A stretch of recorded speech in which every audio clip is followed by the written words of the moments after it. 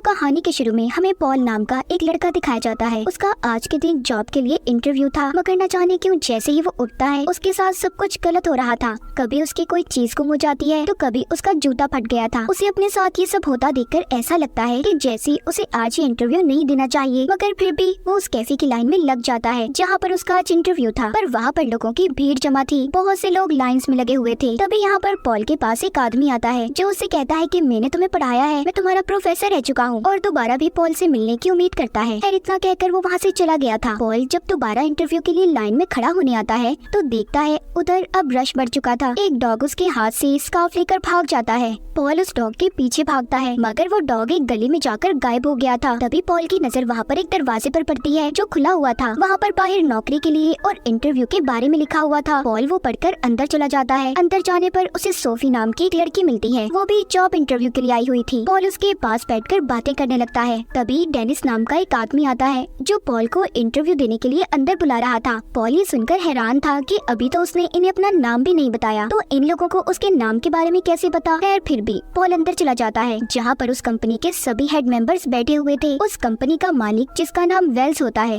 वो पॉल से पूछता है कि आखिर तुम यहाँ पर इंटरव्यू देने कैसे पहुँचे। पॉल उन्हें अब अपनी सारी कहानी के बारे में बताता है। कहता है कि जब मैं सुबह उठा तब से मेरे साथ सब कुछ गलत हो रहा है। आते हुए मेरी बस छूट गई, फिर जिसके बाद मुझे जिस कैफे में इंटरव्यू देने जाना था उधर बहुत रश था। मैं जब लाइन में खड़ा हुआ तो एक डॉग मेरा स्कार्फ लेकर इस तरफ भाग आया। मैंने फिर एक दरवाजा देखा और मैं नहीं जानता था कि इधर कोई कंपनी है। बात करते हुए बार बार पॉल एक दीवार को देख रहा था। वेल्स पूछता है तुम बार बार उधर क्या देख रहे हो। वो कहता है सामने जो दीवार है मुझे लगता है कि वो लंदन का नक्शा है, जो कि थोड़ा अजीब है। ये सुनकर बाकी के जितने भी लोग उधर बैठे हुए थे सभी हैरान हो जाते हैं। फिर जिसके बाद वही आदमी डेनिस आता है जो पॉल को अंदर बुला कर गया था। वो पॉल से कहता है अब तुम यहाँ से जा सकते हो। पॉल भी बेचारा समझ गया था कि इतनी बड़ी कंपनी में भला उसे नौकरी कौन देगा। पॉल उसी दरवाजे से बाहर आ गया था जहाँ पर अब वो डॉग भी था जो उसका स्कार्फ लेकर भागा था। वो उसे वापस कर देता है। पॉल घर आ गया था जहाँ पर आकर उसे ये बात पता चलती है जो लड़का पहले उसके साथ रहा करता था वो उसका कमरा छोड़कर जा रहा है। ये बात सुनकर वो और ज्यादा परेशान हो जाता है क्योंकि अब उसे ही इस कमरे का सारा किराया देना था। मगर मुसीबत ये थी कि उसको अभी तक कहीं पर नौकरी नहीं मिली थी। जब वो इस बारे में उसी लड़के से बातें कर रहा था तभी उसके घर पर एक लेटर आकर गिरता है जिसमें ये लिखा हुआ था कि वेल्स ने उसे नौकरी पर रख लिया है। ये सुनकर तो उसकी खुशी का कोई ठिकाना ही नहीं था। वो अगले दिन तैयार होकर कंपनी में पहुंच जाता है जिधर रिसेप्शन पर उसे एक लेडी मिलती है। तभी उधर डेनिस आ गया था। डेनिस दरअसल वेल्स का खास आदमी था। वो पॉल को अपने साथ ले जाता है, पर पॉल अभी भी इस बात पर परेशान था कि आखिर ये कंपनी काम क्या करती है और उसे यहाँ पर रहकर करना क्या होगा। डेनिस उसे उस जगह पर छोड़ देता है जहाँ पर पॉल को काम करना था। उधर वो देखता है कि वही लड़की सोफी जिससे वो इंटरव्यू के दौरान मिला था वो बैठी हुई थी। मतलब इन लोगों ने उसे भी जॉब पर रख लिया था। पॉल के हाथ में कॉफी होती है जिसे देखकर सोफी कहती है कि मुझे चॉकलेट और कॉफी बिल्कुल पसंद नहीं, तो प्लीज तुम इसे फेंक दो, मेरे सामने मत पीना। पॉल सोफी से बात करता है कि हमें इन लोगों ने नौकरी पर तो रख लिया, पर हमारा काम क्या होगा और हमने यहाँ पर रहकर करना क्या है। सोफी कहती है उफ चुप हो जाओ, कितना बोलते हो तुम। तभी इनके पास रिसेप्शनिस्ट लेडी आती है जो इनके लिए बहुत सारे मैप्स नक्शे लाई थी। वो इन्हें उसमें एक खास जगह का नाम बताकर उन मैप्स में ढूंढने का कहती है। दोनों अपने काम पर लग गए थे। बहुत ज्यादा ढूंढने के बाद भी इन्हें उस खास जगह का नाम नहीं मिलता। ब्रेक भी हो गई थी। ब्रेक में जब दोनों नीचे आते हैं तो इसी कंपनी में काम करने वाली एक लेडी दोनों को बाहर ले आई थी और सोफी से कहती है कि तुम सामने उस लड़की को देखो जो गार्डन बाग में बैठी किताब पढ़ रही है। तुम्हें उसकी किताब और उसके दिमाग को पढ़ना होगा। वो एक कहानी पढ़ रही है। जब उसकी कहानी का कैरेक्टर पानी में गिर जाएगा बस मुझे तब बता देना। इस पर सोफी कहती है भला मैं इतनी दूर से उस लड़की की किताब को कैसे पढ़ सकती हूँ। वो लेडी सोफी को कहती है मेरा यकीन करो तुम कर सकती हो। जिसके बाद खुद वो लेडी उसी गार्डन में जाकर बैठ जाती है। कुछ देर के बाद उसी गार्डन में लगे फाउंटेन फुआरे के पास एक लड़का आकर बैठता है। उधर सोफी दूर खड़ी उस लड़की के दिमाग और किताब को बहुत अच्छे से पढ़ लेती है। जैसे ही उसका कैरेक्टर पानी में गिरता है सोफी ये बात उसी लेडी को बता देती है। तभी वो लेडी उस लड़के को पानी में गिरा देती है जो फाउंटेन के पास बैठा हुआ था। फिर वही लड़की आकर उस लड़के की मदद करती है जो किताब पढ़ रही थी। इन पर उन दोनों लड़का लड़की की बहुत अच्छी दोस्ती हो जाती है। अब वो लेडी सोफी के पास आती है और बताती है कि मैं इस कंपनी में कोइंसिडेंस डिपार्टमेंट में काम करती हूँ जहाँ पर सारे काम ऐसे करवाए जाते हैं कि जैसे कोई इत्तेफाक हुआ हो, अचानक से हो जाए कोई काम और उन लड़का लड़की को भी यही लगेगा कि वो लोग इत्तेफाक से मिले हैं। पर उस लड़की के डैड ने हमें उस लड़के से मिलवाने के लिए बहुत सारे पैसे दिए थे। हमारी कंपनी ऐसे ही काम करती है और सोफी तुम दिमाग को पढ़ सकती हो इसीलिए तुम्हें इस कंपनी में रखा गया है। तुम मेरे ही डिपार्टमेंट में काम करोगी। वो सोफी को अपने साथ ले जाती है। दरअसल ये कंपनी एक जादुई कंपनी थी जहाँ पर इंसानों के साथ साथ गॉब्लिन, इंसानों की तरह दिखने वाले मॉन्स्टर और विचेस जादूगरनियां भी काम किया करती थी। और यहाँ से वापस अपनी जगह पर चला जाता है। वो फिर से नक्शे में उस खास जगह को ढूंढने लगा था, मगर अब भी वो उसे कहीं नजर नहीं आती। तभी उसके पास कंपनी का मालिक वेल्स आता है, जो बताता है कि ऐसे तुम कभी भी नक्शे में उस जगह को नहीं ढूंढ पाओगे। वो अपना हाथ उस नक्शे के ऊपर फेरता है और पॉल को भी सिखाता है। कहता है कि जिस जगह पर तुम्हारे हाथ पर करंट लगेगा वही वो खास जगह होगी जिससे तुम्हें पता चल जाएगा। जिसके बाद वो पॉल को अपने साथ ले जाता है। पॉल वेल्स से पूछता है कि आखिर आपकी कंपनी काम क्या करती है। वो बताता है हमारी कंपनी लोगों की फीलिंग्स, एहसासात को बदलने का काम करती है, जैसे किसी इंसान को प्यार करवाना या किसी का डाइवोर्स, तलाक करवा देनी, ये सब कुछ। वो पॉल को अपने ऑफिस में ले जाता है और कहता है पॉल, क्या तुम जानते हो तुम्हारे अंदर एक खासियत है, तुम छुपी हुई चीजों को तलाश कर सकते हो, जो चीजें एक आम इंसान नहीं देख सकता। तुम्हारी आंखें उन्हें ढूंढ सकती हैं। तुम्हारे मॉम डैड को तुम पर फख्र होगा। और ये बात मैंने तुम्हारे अंदर तब देखी जब पहली बार तुम इंटरव्यू देने के लिए आए थे। तुमने उस दीवार पर नक्शा ढूंढा था। तभी उधर डेनिस आ जाता है, जो वेल्स से कहता है नहीं, पॉल ऐसा नहीं कर सकता, उसके डैड तो बिल्कुल भी उससे प्यार नहीं करते थे। ये सुनकर वेल्स कहता है नहीं, इस बात से इन चीजों पर कोई फर्क नहीं पड़ता। मेरे डैड भी मुझसे नफरत करते थे। उन्होंने मुझसे एक कॉन्ट्रैक्ट पर साइन करवाई कि अगर मैंने उन्हें धोखा दिया तो वो मेरी सोल, आत्मा को कैद कर देंगे। पर अब मेरे डैड इस दुनिया में नहीं है तो मैं अब फ्री हूँ। वेल्स यहीं पर पॉल को एक पोर्टेबल डोर ढूंढने का कहता है, जो इस मूवी का नाम भी है। वो बताता है कि वो बहुत खास है, वो एक जादुई दरवाजा है जिससे हम कहीं पर किसी भी जगह पर जा सकते हैं। और तुम इसलिए यहाँ पर हो ताकि तुम उस दरवाजे को ढूंढ सको। मैं उस पोर्टेबल डोर को नहीं ढूंढ सकता जो इसी बिल्डिंग में छुपा है, मगर इस बारे में किसी को कभी कुछ मत बताना। पॉल अब उस दरवाजे को बिल्डिंग में हर जगह पर ढूंढने लगता है। तभी उसके पास इसी कंपनी की एक लेडी आती है, जो असल में विच जादूगरनी थी। उसके बाल हवा में उड़ रहे थे। वो पॉल से आकर पूछती है कि तुम्हें वेल्स ने कुछ ढूंढने का कहा है, मगर जैसे कि वेल्स ने कहा था इस बारे में किसी को कुछ मत बताना, तो पॉल उसे कुछ नहीं बताता और चला जाता है। वो जब रात को अपने घर पर सो रहा था तो उसके पास वेल्स की कंपनी का ही एक आदमी आता है। वो भी यही पूछ रहा था कि वेल्स ने तुम्हें क्या ढूंढने का कहा है, जो पॉल उसे भी बताने से इनकार कर देता है। तो इस वजह से वो आदमी पॉल के पाँव को तोड़ देता है और उसके कान लंबे लंबे कर देता है। तभी पॉल उससे कहता है कि प्लीज ऐसा नहीं करो, अच्छा मैं बताता हूँ, मुझे एक डोर, दरवाजा ढूंढना है। ये सुनकर वो आदमी चला गया था। पॉल की आंख खुलती है, उधर कोई भी नहीं था। उसे लगता है कि शायद वो सिर्फ उसका एक सपना था, मगर वो आदमी हकीकत में पॉल के पास आया था। अगले दिन पॉल दोबारा से कंपनी में जाकर उसी पोर्टेबल डोर को ढूंढने लगता है। वो उस दरवाजे को ढूंढते ढूंढते कंपनी की बेसमेंट में आ गया था। तभी उसके पीछे डेनिस भी आ जाता है, जो उसे कहता है कि तुम यहाँ पर क्या कर रहे हो, यहाँ से चले जाओ और आइंदा यहाँ पर कभी मत आना।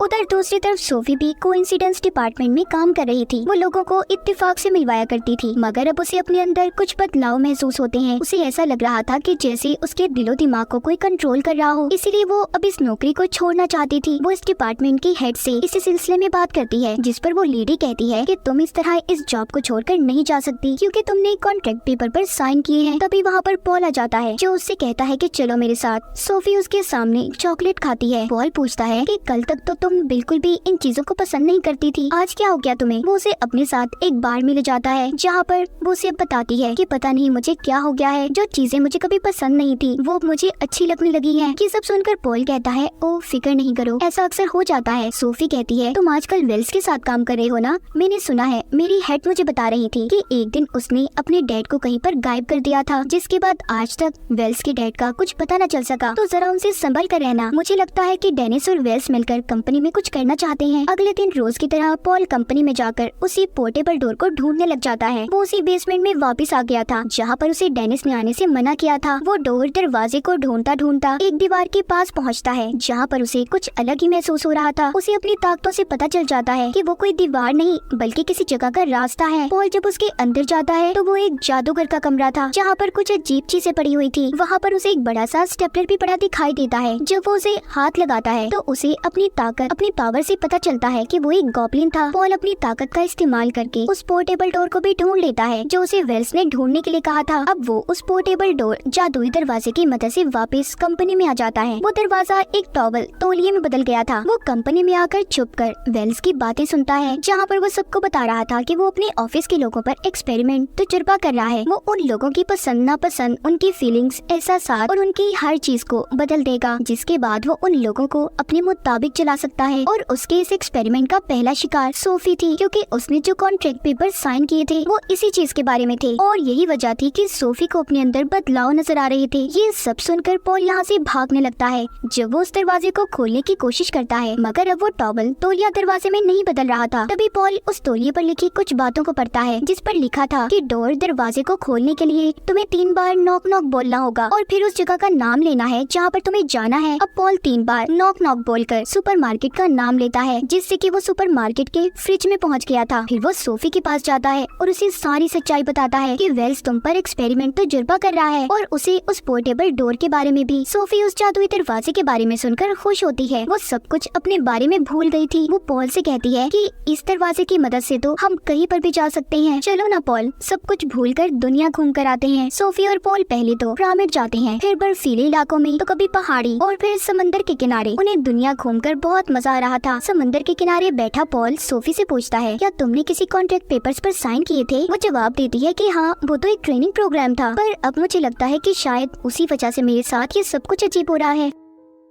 खैर, अब वो दोनों उस पोर्टेबल डोर की मदद से वापस से एक कंपनी में आते हैं और उस कॉन्ट्रैक्ट को ढूंढने लगते हैं। तभी उन्हें एक आदमी के नाम का कॉन्ट्रैक्ट मिलता है, जिसमें उन्हें ये पता चलता है कि वेल्स यहाँ पर लोगों की सोल आत्मा को चुराता है। वो पहले कॉन्ट्रैक्ट पेपर पर साइन करवाता है, जिसके बाद उस पेपर को बैंक ऑफ डेथ यानी कि मौत के बैंक में जमा करवा देता है। इस तरह वो उस इंसान की आत्मा को कैद कर सकता था। वो दोनों उस पेपर को पढ़ ही रहे थे, तभी उधर बहुत सारे गॉब्लिन्स मॉन्स्टर्स आ जाते हैं। ये दोनों डरकर वहाँ से भाग गए थे। तभी इनके सामने डेनिस आता है। जब ये उसे बताती है कि हमारे पीछे बहुत सारे मॉन्स्टर्स लगे हुए हैं, तो तभी वो ये देखते हैं कि डेनिस भी एक गॉब्लिन है। कुछ देर के बाद उधर वेल्स भी आ जाता है। तभी उन दोनों की किसी बात को लेकर बहस हो रही थी। इस बात का फायदा उठाकर पॉल और सोफी उस पोर्टेबल डोर की मदद से यहाँ से भाग गए थे, मगर गलती से वो दरवाजा खुला रहता है। तभी वेल्स उन दोनों को एक ऐसी जगह पर भेज देता है जहाँ पर एक जेल था। उधर एक जेल में सोफी और पॉल को एक आदमी मिलता है जो असल में वेल्स के डैड थे, जो बताते हैं कि जब मुझे मेरे बेटे के शैतानी इरादों के बारे में पता चला कि वो लोगों की आत्माओं को कैद करता है, तो उसने मुझे इस जेल में कैद कर दिया ताकि मैं उसे कभी भी रोक ना पाऊँ। यानी कि जो बात सोफी ने पॉल को बताई थी कि वेल्स ने अपने डैड को कहीं पर गायब कर दिया,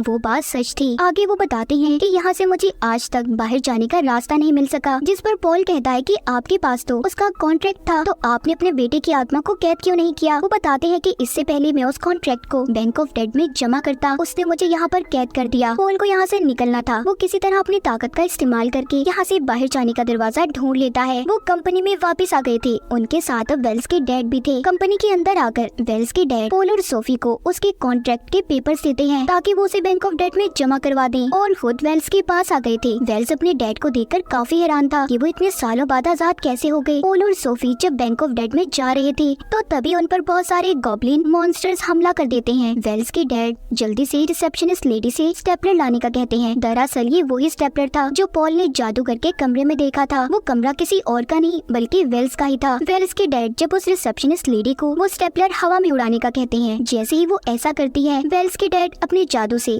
उस स्टेपलर में कैद गॉब्लिन को आजाद कर देते हैं, जो सभी गॉब्लिन्स का लीडर था। वो वहाँ पर सभी अपने साथियों को पॉल और सोफी से दूर जाने का कहता है। असल में गॉब्लिन्स का लीडर रिसेप्शनिस्ट लेडी का हस्बैंड था। डेनिस इन दोनों का बेटा था, मतलब कि वो भी गॉब्लिन ही था। दूसरी तरफ वेल्स अपनी ताकतों से अपने डैड को कैद कर लेता है। तभी वहाँ पर कंपनी के बाकी लोग भी आ गए थे, जो वेल्स को समझा रहे थे कि ऐसा मत करो, मगर वो यहाँ पर पॉल से कहता है कि अगर तुमने मेरे कॉन्ट्रैक्ट को वापस ना किया तो मैं सोफी को मार दूंगा। पॉल क्योंकि सोफी से प्यार करता था, वो उसकी जान बचाने के लिए वेल्स को वो कॉन्ट्रैक्ट के पेपर्स देने ही वाला था। तभी सोफी इशारों से पॉल से बात करती है, कहती है कि जेल से आने का कोई दरवाजा नहीं था पॉल, तुमने अपनी पावर्स ताकत का इस्तेमाल करके आने के दरवाजे को बनाया, और अब भी तुम अपनी ताकत इस्तेमाल करके दरवाजा बना सकते हो। तभी पॉल सोफी की बात मानकर अपनी ताकत का इस्तेमाल करता है। उसने वहाँ पर बहुत से दरवाजे बना लिए थे। तभी वो बैंक ऑफ डेड के दरवाजे को ढूंढकर उसमें चला जाता है और वहाँ की रिसेप्शनिस्ट लेडी को वेल्स का कॉन्ट्रैक्ट जमा करवा देता है। ऐसा करते ही वेल्स की सारी ताकतें खत्म हो गई थी। उसके डैड उसे उसी जगह पर कैद कर देते हैं जहाँ पर वेल्स ने अपने डैड को कैद किया था। पॉल बैंक ऑफ डेड से वापस आ गया था। सोफी देखकर उसे गले लगा लेती है। वो बहुत खुश थी कि उसने उसकी जान को बचाया। वो सोफी को उसका कॉन्ट्रैक्ट वापस करता है। वेल्स के डैड ने अपनी कंपनी में दोबारा अपनी सीट ले ली थी। वो पॉल और सोफी को भी अब अपनी कंपनी में रख लेते हैं और एक ऊंची पोस्ट देते हैं। पॉल सोफी से पूछता है, क्या तुम मुझे पसंद करती हो? सोफी ने भी हाँ में जवाब दिया था। और इसी हैप्पी एंडिंग को दिखाते हुए इस फिल्म की कहानी यहीं पर खत्म हो जाती है।